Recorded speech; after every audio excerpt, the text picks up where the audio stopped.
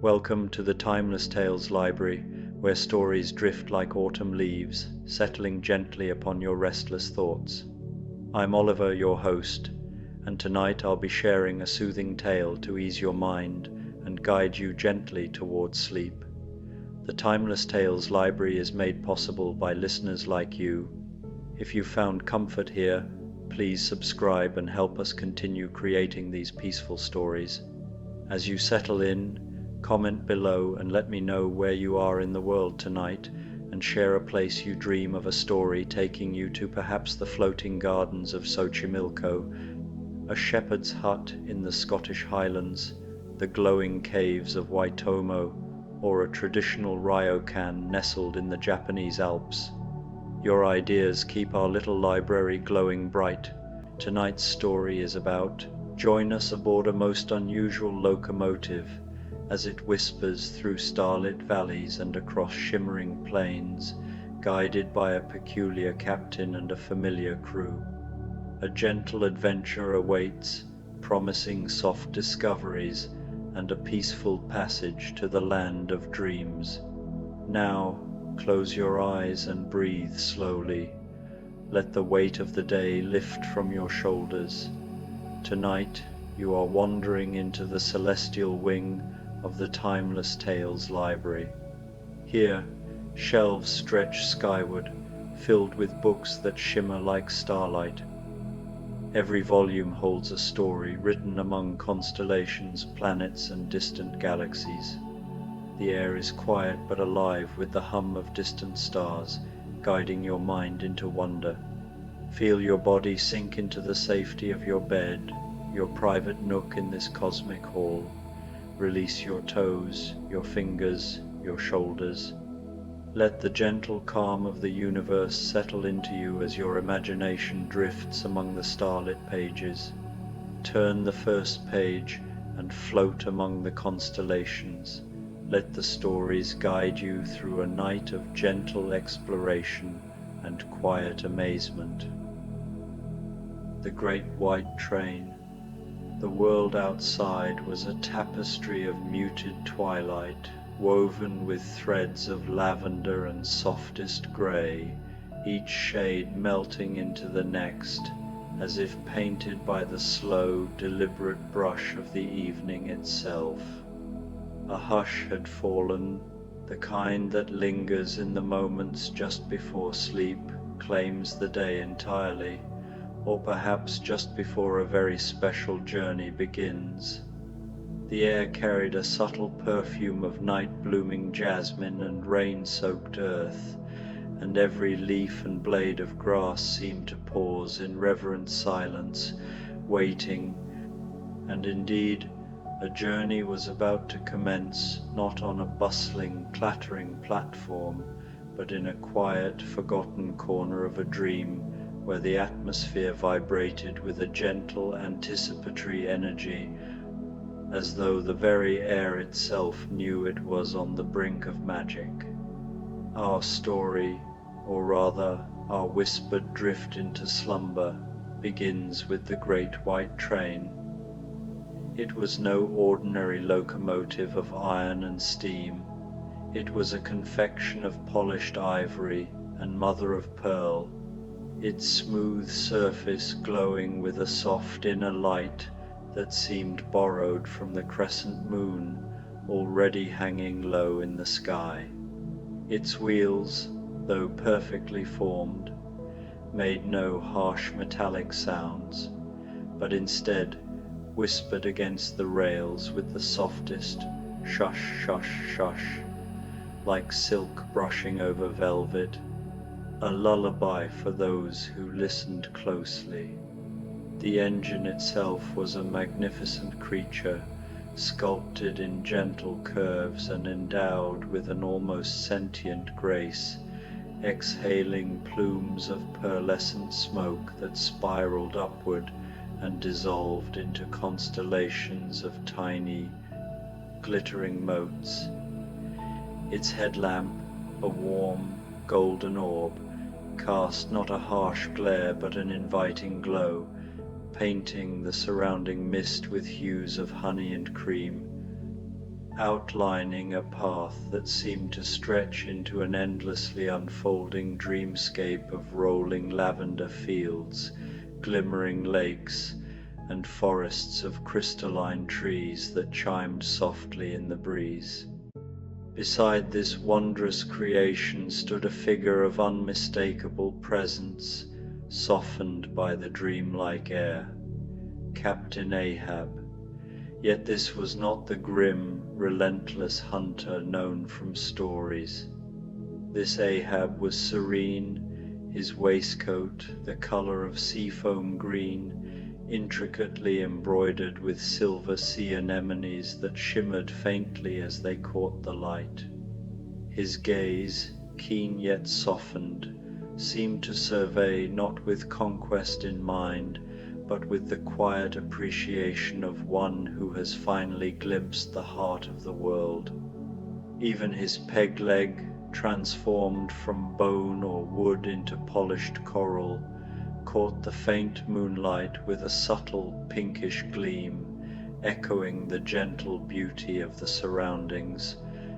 He exhaled slowly, a small, knowing smile curling his lips, as if in perfect harmony with the train, the night, and the mysterious voyage that awaited. Nearby, inspecting a particularly ornate carriage window, was Starbuck, freed, for this moment, from the relentless weight of responsibility. His brow was smooth, and his movements carried the unhurried grace of someone entirely at peace. He wore a tunic the soft, shifting hue of twilight skies, and his hands, so often occupied with the practicalities of the Pequod, now moved lightly over the delicate carvings that adorned the train's facade, swirling patterns of seaweed, tiny, smiling fish, and miniature seashells that seemed to glimmer faintly in the lantern light. He tilted his head, listening not for commands, but for the subtle, almost musical hum of the dream itself, as if it whispered secrets only the patient could hear. A short distance away, Queequeg exuded his usual comforting presence, sitting cross-legged on a plush, moss-covered stool near the tender car. He polished a small, intricate scrimshaw whale, each stroke revealing faint glimmers of inner light, as though the tiny figure contained its own miniature moon. His tattoos, usually stark and commanding, now flowed like gentle currents in a silvered, moonlit sea, shifting subtly as if alive. A soft, tuneless hum passed from his lips, a sound as ancient and steady as the turning tide, blending with the soft sigh of the wind against the train. Beside him, Tashtego and Dagu, faces alight with curiosity, marveled at a line of bioluminescent flowers that had spontaneously bloomed along the rails, their petals unfurling slowly in silent, hypnotic dances. Pale blues shimmered into soft greens, which in turn glowed with faint lavender, each bloom seeming to pulse in sync with the train's heartbeat. From the velvety shadows, passengers began to drift forward, carried by a gentle, unseen current. They moved with an effortless grace, as though the dream itself cradled them. Some held tiny lanterns that pulsed in soft, rhythmic light. Others clutched books, bound in starlight, their pages whispering of unread adventures. Artists carried easels spun from moonlight, musicians cradled harps woven of silken spider threads, and poets poised quills dipped in silent starlight, all preparing to step into a journey where imagination itself was the track beneath their feet. The air vibrated with a serene, expectant magic, a gentle promise that anything at all might unfold before the night was done. Ahab, with a subtle nod to Starbuck, finally gave the signal. There was no harsh whistle, no clang of a bell. Instead, a series of crystalline chimes, delicate as wind-borne glass, rippled through the air, their tones lingering and overlapping like the echoes of remembered lullabies. The great white train began to move, so imperceptibly at first that one could almost doubt its motion, wondering instead if the dream itself were simply beginning to unfurl around it, folding and stretching like a living fabric. Inside the carriages, tranquility reigned in tangible form. The seats were upholstered in cloud down so soft it seemed to yield to thought itself, cradling each passenger in a gentle embrace. The windows, though clear, were tinged with the soft pearlescent hues of dawn, hinting at morning even as the outside world lingered in twilight. Tiny glowing orbs, like suspended fragments of starlight or captured fireflies, drifted lazily through the air, casting a warm, ambient glow that softened every edge and banished shadow entirely. The scent of night-blooming jasmine and fresh rain lingered, mingling with the faint, metallic sweetness of ozone, like the memory of a distant storm. The train glided past a valley of whispering reeds, each one a slender flute, bending in the breeze and releasing breathy, musical murmurs. The ground beneath was a carpet of luminous moss, pulsing faintly like a living heart, a sleeping forest breathing in slow, rhythmic pulses. Above, enormous moths, wings the color of faded velvet, drifted past the windows, their intricate patterns hypnotic, glimmering faintly in the soft light. By one window sat a young woman, hair like spun moonlight cascading over her shoulders. A tiny, intricately carved wooden bird perched lightly on her collarbone. Though still, the bird seemed alive, humming a melody inaudible to mortal ears, its glassy eyes reflecting the shifting landscape with quiet intelligence. With delicate fingers, she traced patterns on the misted window pane, shapes that wove themselves into fleeting constellations, miniature galaxies that formed and dissolved with every breath, a private cosmos unfolding beneath her touch. Even the faint vibration of the train seemed to sync with the pulse of her imagination, carrying her, and all aboard, deeper into the uncharted realms of dream. In another compartment, an elderly gentleman sat ensconced in a plush chair, his long white beard flowing like a river of clouds that seemed to ripple with each movement of his head. He was reading from a book whose pages were spun from translucent gossamer wings, delicate as dragonfly appendages, yet imbued with a quiet resilience. The words upon them hovered, rearranging themselves with each gentle turn of the page, forming stories that shimmered and transformed, as though the narrative itself were alive. Occasionally, he chuckled, a soft, warm sound that diffused into the gentle hum of the train, mingling with the faint scent of parchment and honeyed candle smoke that seemed to linger in the air. Starbuck, now wandering through the carriages, paused to admire a cluster of passengers delicately assembling structures from cubes of solidified starlight. The tiny edifices glimmered with internal rainbows, morphing and reforming endlessly, never quite settling, as though refusing the rigidity of reality. He lingered, struck by the meditative rhythm of creation, before catching Ahab's eye across the aisle. Ahab offered a serene, almost imperceptible smile, a silent acknowledgement of the quiet enchantment enveloping the train. The great white train soon glided onto a vast open plain, the ground beneath a shimmering expanse of liquid silver, reflecting the inky indigo sky overhead.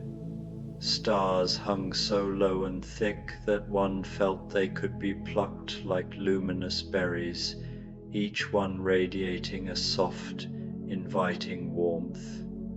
Scattered across the plain floated islands of solidified dreams, soft pastel-hued forms drifting gently, exuding the faint, sweet scent of forgotten lullabies and half-remembered songs. Queequeg, having polished his scrimshaw, now sketched in a small leather-bound journal. His charcoal lines, deceptively simple, captured the drifting dream islands with uncanny fidelity, each stroke infused with quiet reverence for the surreal, otherworldly beauty surrounding him.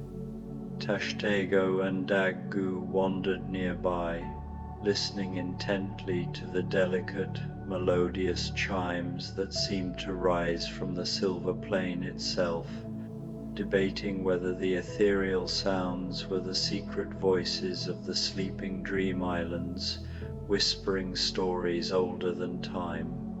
The gentle sway of the train, the soft pulse of its lights, and the symphony of distant, unseen melodies wove together, carrying every soul aboard deeper into a realm where reality bent to the imagination, and each heartbeat echoed the rhythm of dreams.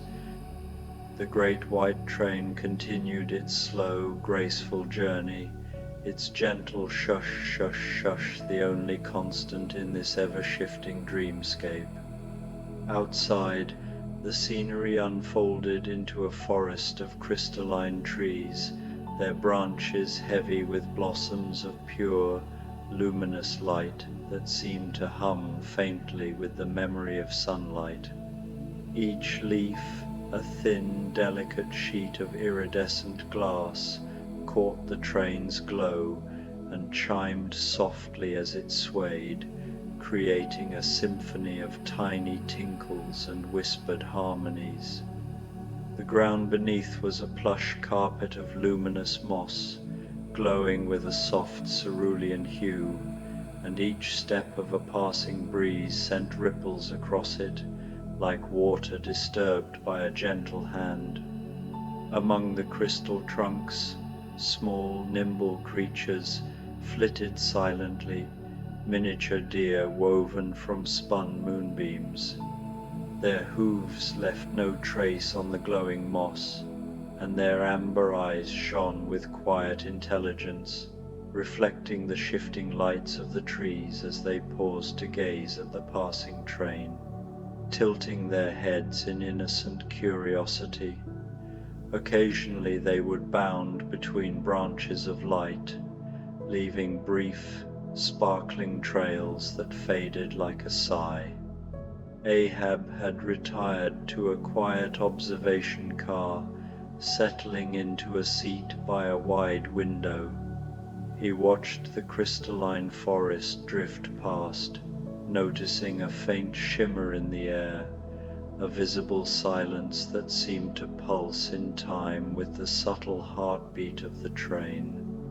A profound calm filled him, a quiet joy entirely unlike the turbulent obsessions that once defined him. He felt no need to chase or conquer. Here, he was simply being, existing fully within the gentle rhythm of the dream. Starbuck, entering the observation car, sank into a plush armchair nearby. "Captain," he murmured, his voice soft as the chiming leaves outside, "the journey is surprisingly serene." Ahab allowed himself a small, contented smile, eyes still fixed on the shifting light of the crystal trees. Serenity, Starbuck, is often found not in the absence of a journey, but in the manner of its taking. We are not rushing nor striving, we are simply moving. "And to where do we move, Captain?" Starbuck asked, the faintest glimmer of practicality in his tone softened by wonder. "To wherever the dream carries us, Starbuck," Ahab replied, his voice warm, laced with gentle amusement. "And perhaps to a deeper understanding of the quiet corners of our own minds, places we seldom allow ourselves to explore, even while awake." The train glided into a cavern of colossal, gently undulating silk. The walls, ceiling, and floor were woven from threads so fine and soft they seemed almost liquid, shimmering constantly with the colors of a perpetually shifting aurora borealis, blush pinks bleeding into pale sky blues, deepening into rich velvety purples that seemed to hum with a quiet inner rhythm. The air was warm, carrying the subtle fragrance of lavender mingled with the comforting, earthy scent of old parchment, evoking memories of forgotten libraries and sunlit afternoons.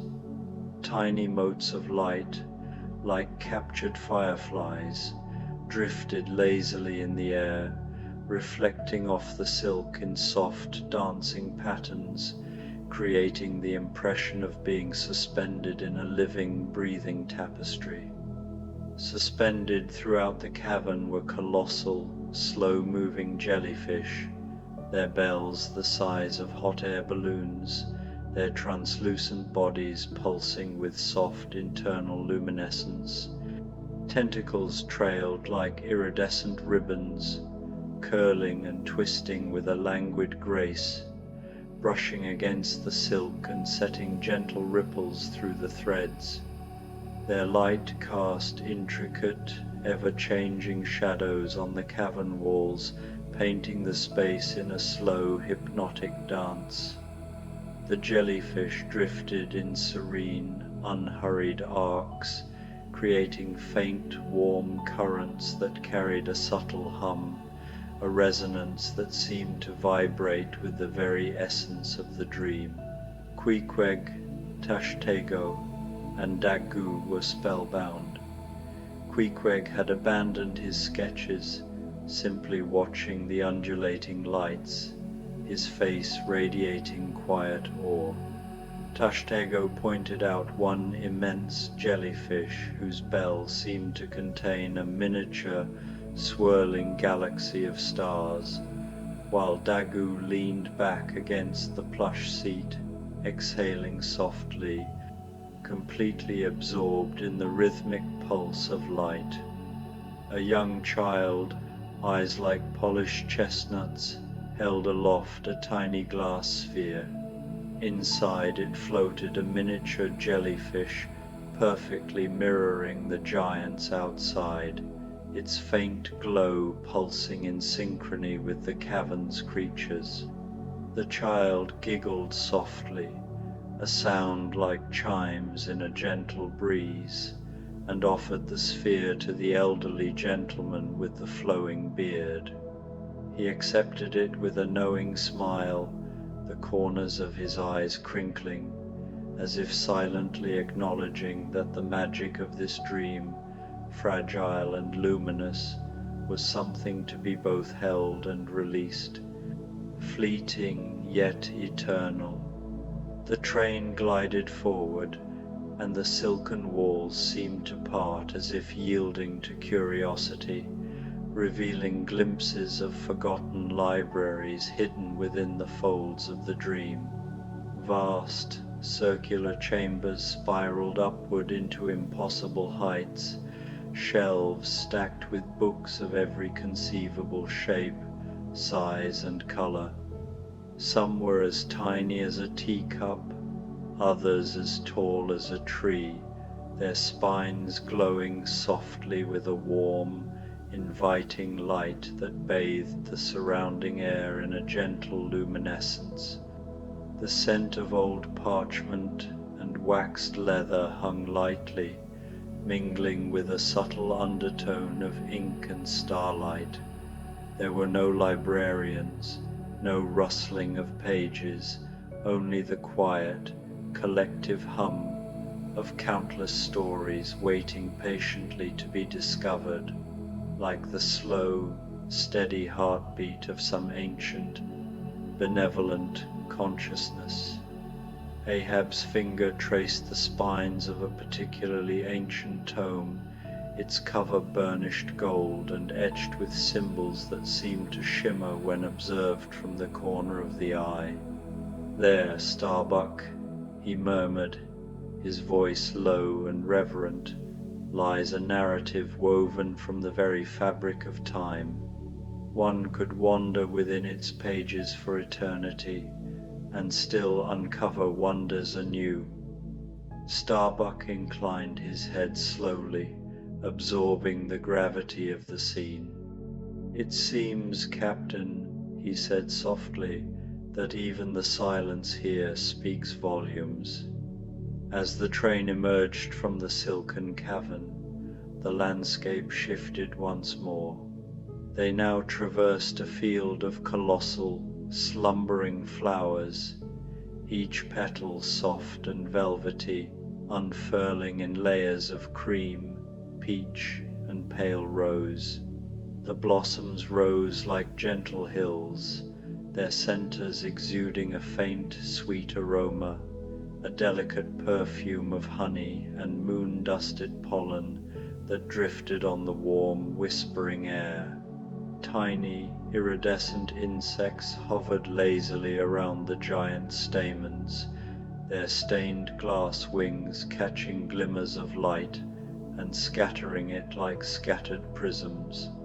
Their soft, almost imperceptible hum blended seamlessly with the train's steady shush shush shush, creating a symphony of sound and scent that carried the passengers deeper into the serene, otherworldly rhythm of the dream. One passenger, an artist with hands streaked and stained with vibrant, dreamlike pigments, leaned over a sleeping flower, meticulously capturing its subtle beauty.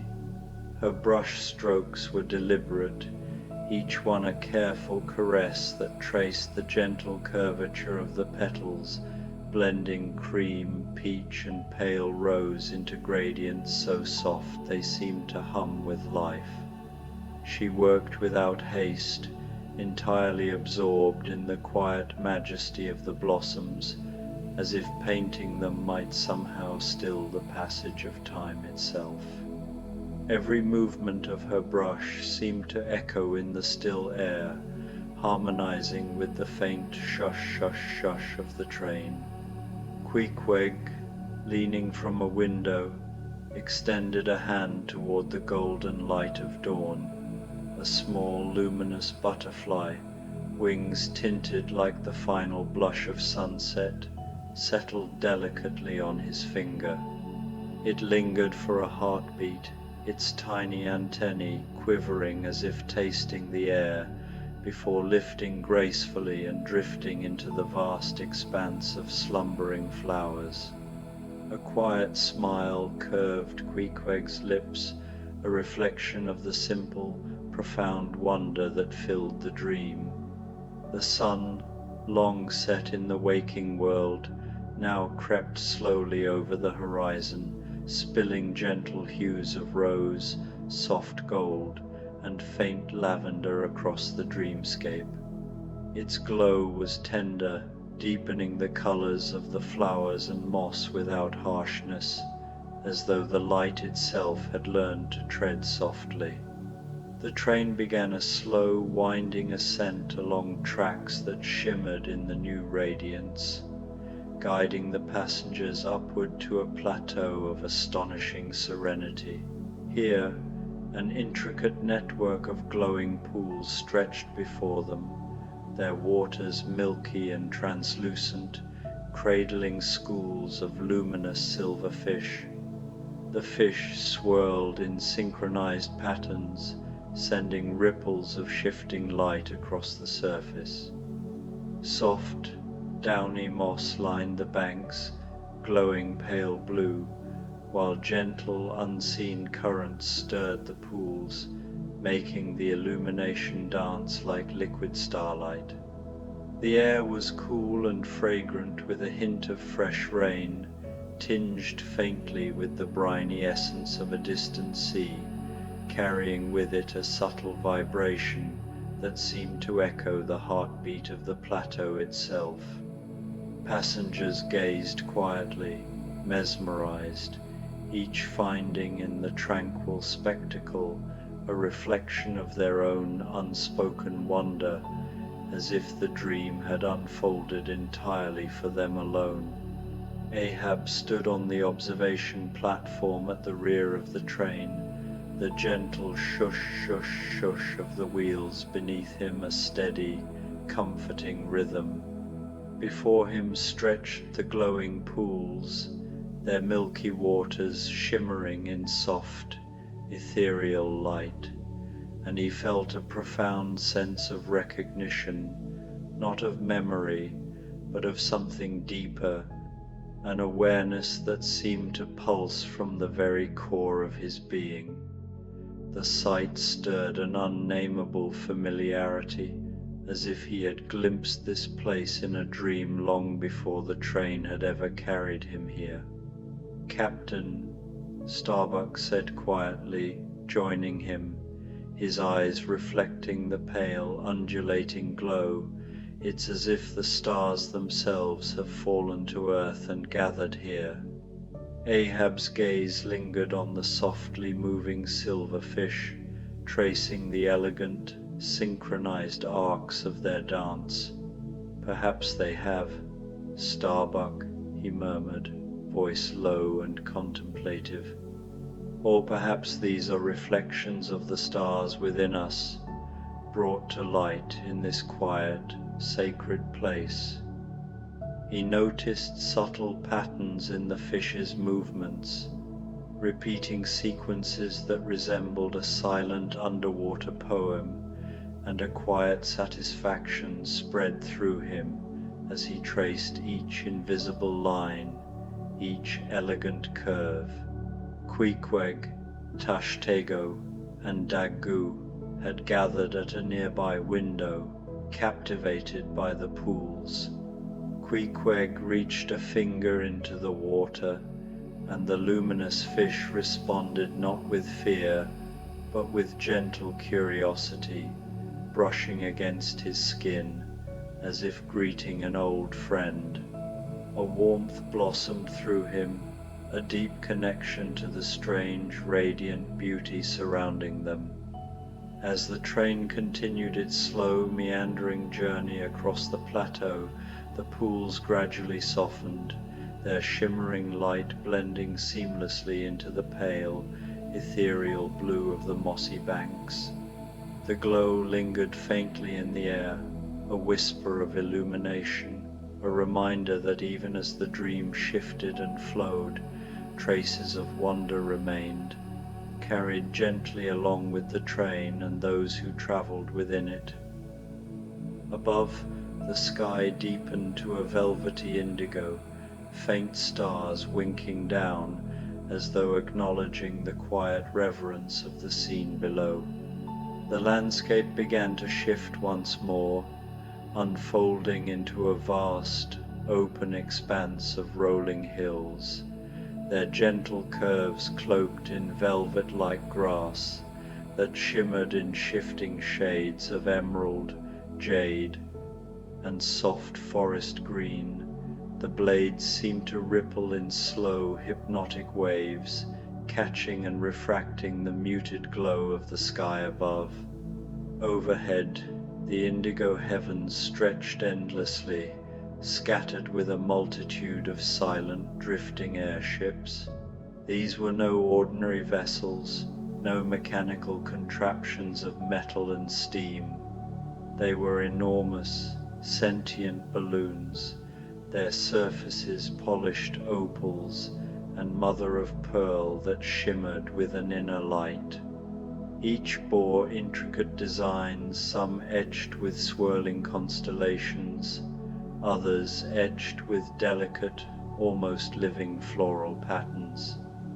The airships moved with a serene, unhurried grace, casting long, dancing shadows across the hills. Some took the form of gentle whales, their tails curling elegantly. Others resembled enormous, smiling fish or fantastical birds with sweeping, iridescent wings that glimmered in the faint starlight.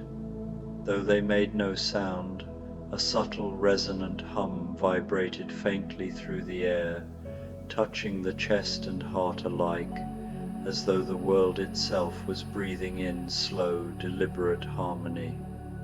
Inside the train, a profound calm had settled.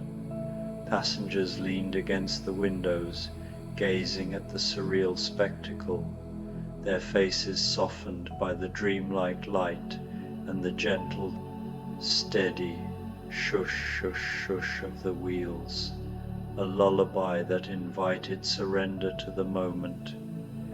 Ahab and Starbuck sat together, comfortable in a silence that needed no words, occasionally exchanging knowing glances. Ahab's eyes followed a particularly majestic airship, shaped like a colossal, pearlescent whale, glowing with a gentle internal luminescence.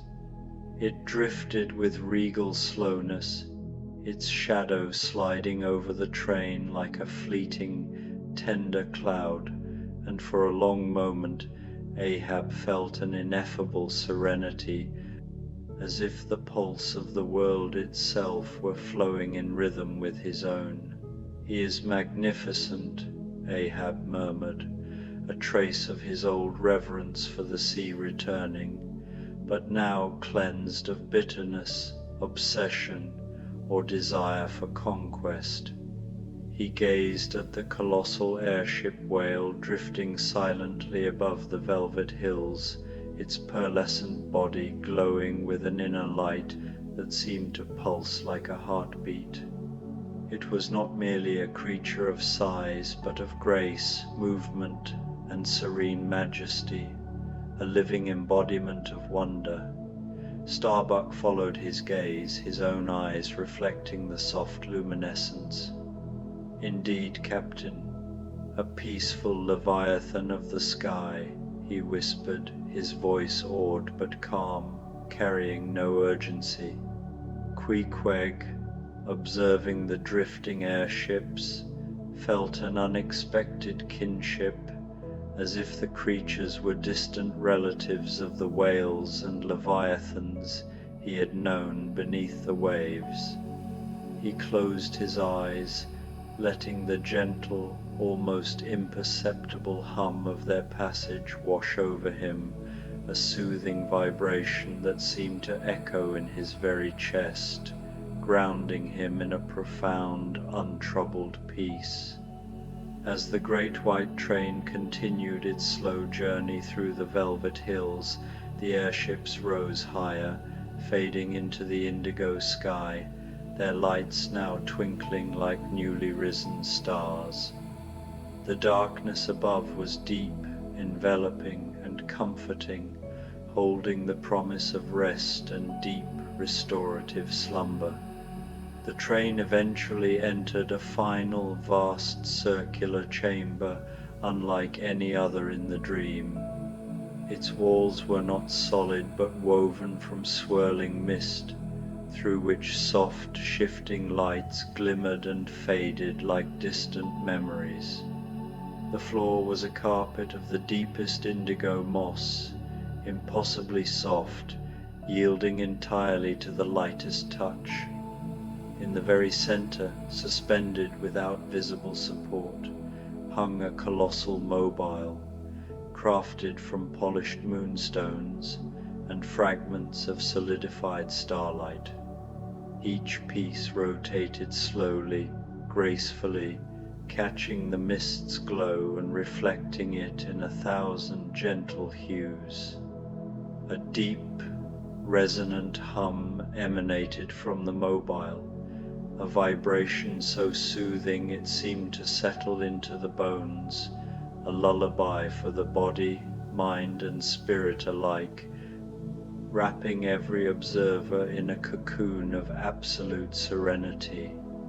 The great white train slowed almost imperceptibly within the vast circular chamber, the gentle shush-shush-shush of its wheels softening with each passing moment. At last, with a barely audible final sigh, it came to a complete stop. There was no jolt, no sudden halt, only a gradual, serene fading of motion, as though the train itself were sinking into the dream, folding into the very fabric of the space around it. Ahab, Starbuck, Queequeg, Tashtego, and Daggoo, along with all the other passengers, remained settled in their seats, bathed in the soft, shifting glow of the mobile's moonstone and starlight fragments. There was no need to disembark. This was not a destination in any ordinary sense. It was the culmination of the journey, a quiet apex of the dream where every passing landscape, every glowing pool, every drifting airship converged into a single, profound serenity.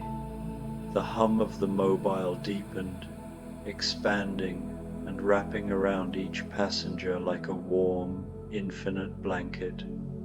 The mist along the chamber walls thickened, forming gentle shapes, faces at rest, eyes closed, mouths curving in faint, peaceful smiles. Each breath of the mist seemed synchronized with the subtle vibration of the mobile, creating a gentle rhythm that resonated through the air and into the bones. Ahab closed his eyes, letting the sensation wash over him. The relentless quest, the obsession, the turbulence of his past, all dissolved into this luminous, hushed space.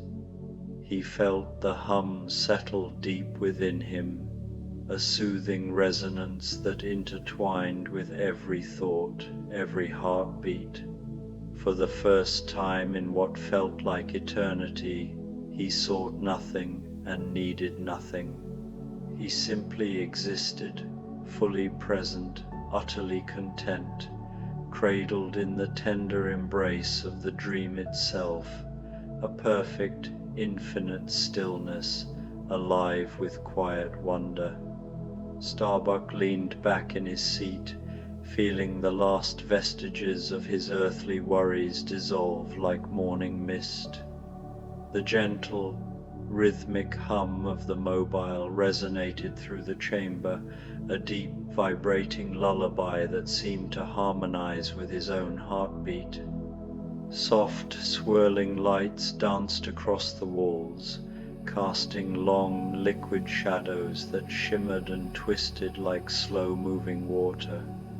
The chamber itself felt alive, its very air imbued with the careful, deliberate stillness of a world suspended between sleep and consciousness.